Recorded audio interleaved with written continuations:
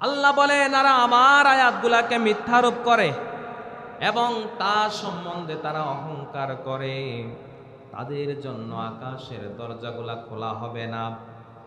লা তুফাত্তাহু লাহুম আবওয়াবুস সামা। আল্লাহ বলেন তাদের জন্য আমার আকাশের দরজাগুলা খুলব না। ওয়ালা ইয়াদখুলুনাল জান্নাতা হাত্তা ইয়ালিজাল জামালু ফি সাম্মিল খিয়াত।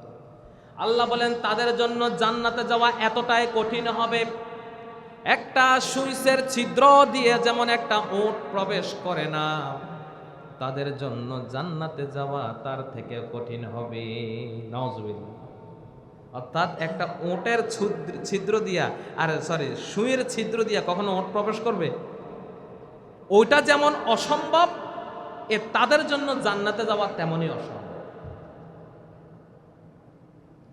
এই যারা বামদের কথা হলো নো গড, আল্লাহ বলতে কিছু নাই। নাউজুবিল্লাহ।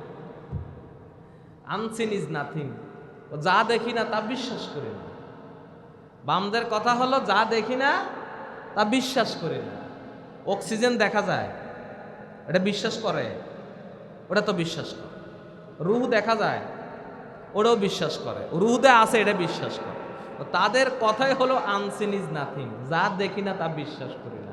আল্লাহ দেখা যায় না, আল্লাহরে বিশ্বাস করি না। ফেরেশতা দেখা যায় না, বিশ্বাস করি না। জান্নাত জাহান্নাম দেখা যায় না, বিশ্বাস করি না। আমরা যা দেখি তাই বিশ্বাস করি। এটা হলো বামদের কথা। নো গড, গড বলতে কিছু নাই, আল্লাহ বলতে কিছু নাই। নাউজুবিল্লাহ। অথচ দেখেন তারা অক্সিজেন গ্রহণ করে, এটা দেখা যায় না, বিশ্বাস করে অক্সিজেন আছে।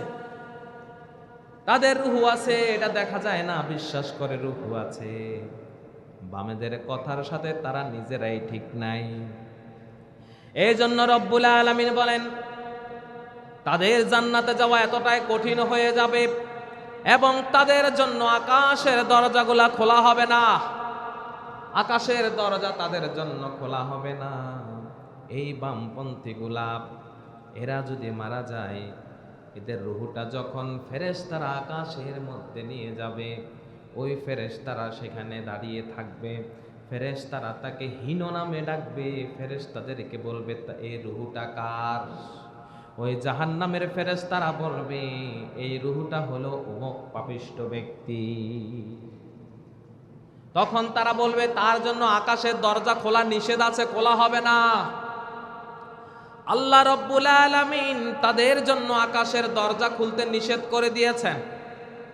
আকাশের দরজাগুলা খোলা হবে না। এবার আল্লাহ রব্বুল আলামিন বলেন এই পাপিষ্ঠ বান্দার রূহটা তোমরা সিজ্জিনের মধ্যে রেখে দাও।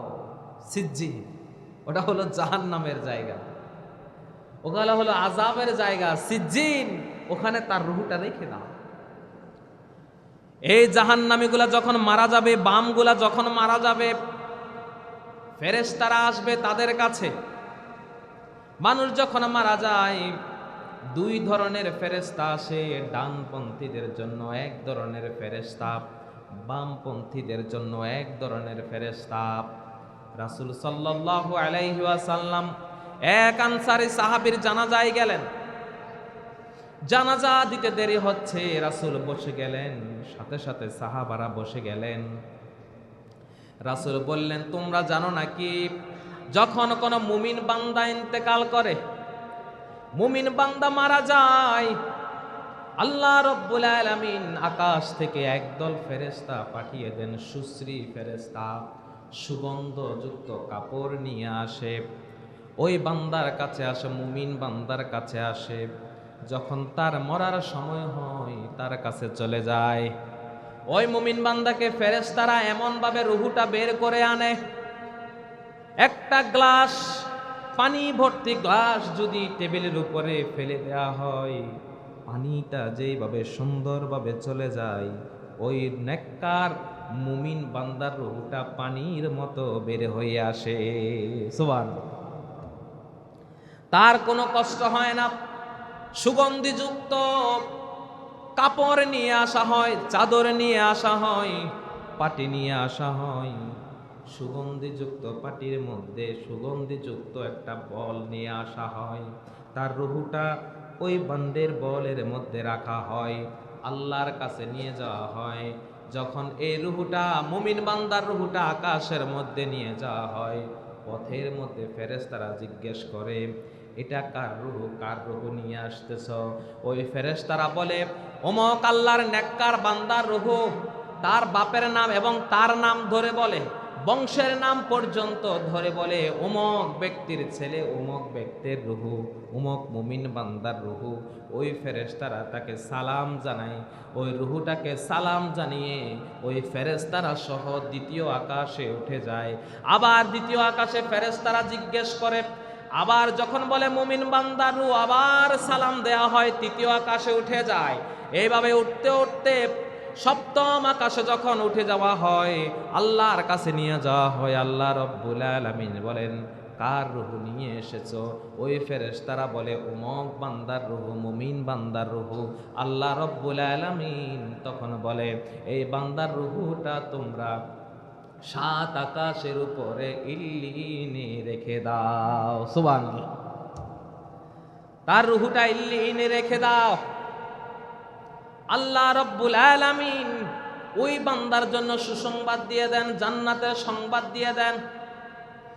এরপরে রাসূল বলেন, আর যখন ওই রুহুটা যখন কোনো পাপিষ্ঠ ব্যক্তির হয়, আকাশ থেকে ফেরেশতারা আসে, জাহান্নাম থেকে ফেরেশতা আসে,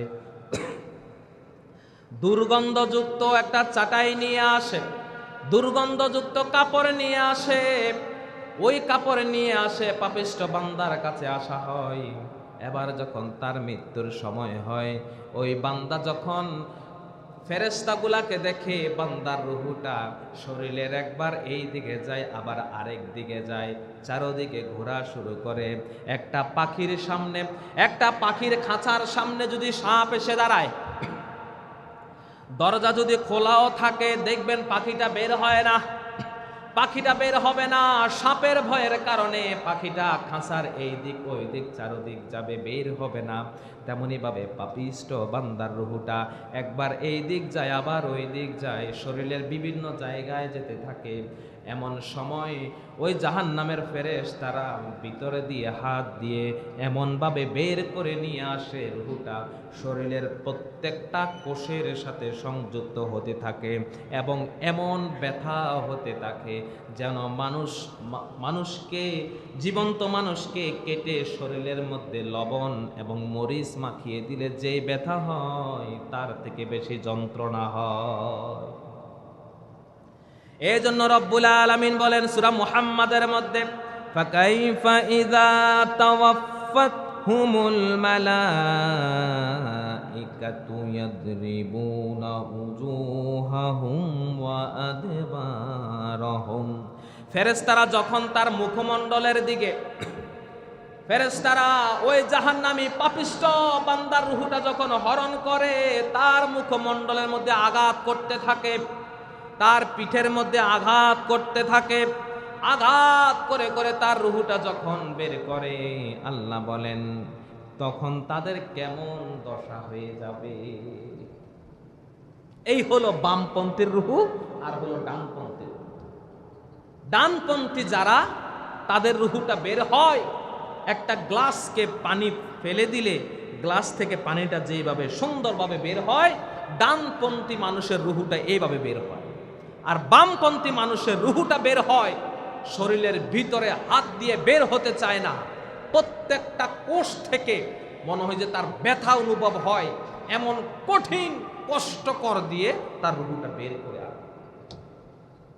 আকাশের মধ্যে যখন বামপন্থী পাপিষ্ঠ বান্দাগুলা রুহু নেওয়া হয়, তখন তাদের রুহুগুলাকে আকাশের মধ্যে তোলা হয় না, আকাশের দরজাগুলা বন্ধ করে দেয়া হয়, তাদের জন্য আকাশের দরজাগুলা খোলা হয় না।